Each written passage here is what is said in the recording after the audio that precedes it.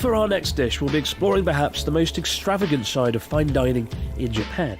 Sukiyaki is a well-known dish, but one that's often not experienced by travellers. A hot pot where thinly sliced cuts of beef are cooked alongside vegetables, such as mushrooms, cabbage and green onions, slowly simmered in a sauce, known as warashita. Historically a symbol of luxury, Sukiyaki has its own roots in the Meiji period of Japan, where it was decided the important political and military leaders should be fed something sophisticated and filled with protein, as the country started to take on more Western ideals. The idea that Sukiyaki is a luxury dish, saved for special occasions, continues to this day, and nothing could be more special as we're heading to Sukiyaki Juniten, a restaurant that specialises in serving the finest cuts of A5 Wagyu from across the whole of Japan.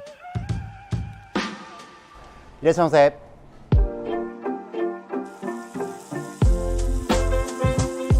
私たちの、最高点の12点の、サーロインを使ったすき焼きをご用意させていただきます。出来たてを召し上がっていただきたく、お客様の目の前で、調理させていただいています。私たちのすき焼きは関西風でご用意しております。目で見て楽しんでいただけるようなすき焼きを心がけております。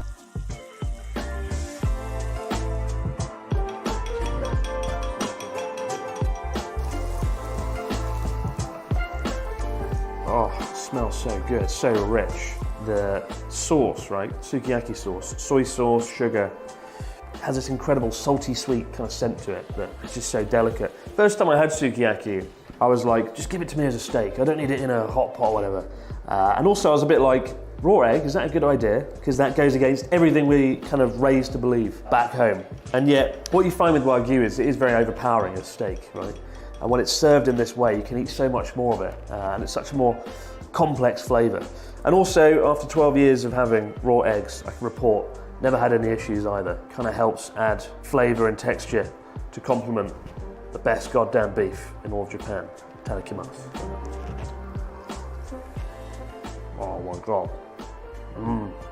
Now that is incredible. Look at that. Got the saltiness of the beef itself, that rich, sweet flavour of the sukiyaki sauce. It was so thick as well when he poured it in, where it hit the beef. Egg yolk kind of locks in all that texture, all that flavour. Sukiyaki, what a treat.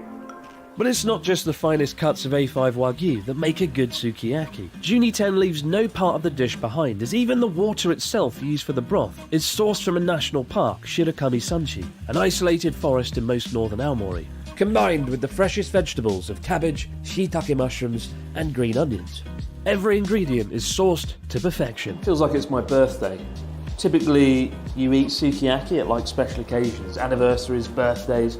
You don't normally turn to your friend one night and be like, oh, let's go for sukiyaki. So yeah, I feel like it's a special occasion, even though I've got no friends today whatsoever.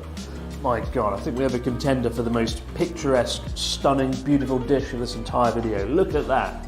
All the colours, the leaves, the mushrooms, carrots, beef. I love how half the beef is cooked, half of it's still pink, slowly cooking away in the juices of the hot pot.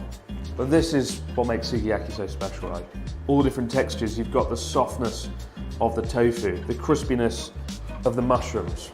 I will say the great tragedy of sukiyaki is not enough foreign tourists ever try it, I feel, unless they go to like a ryokan.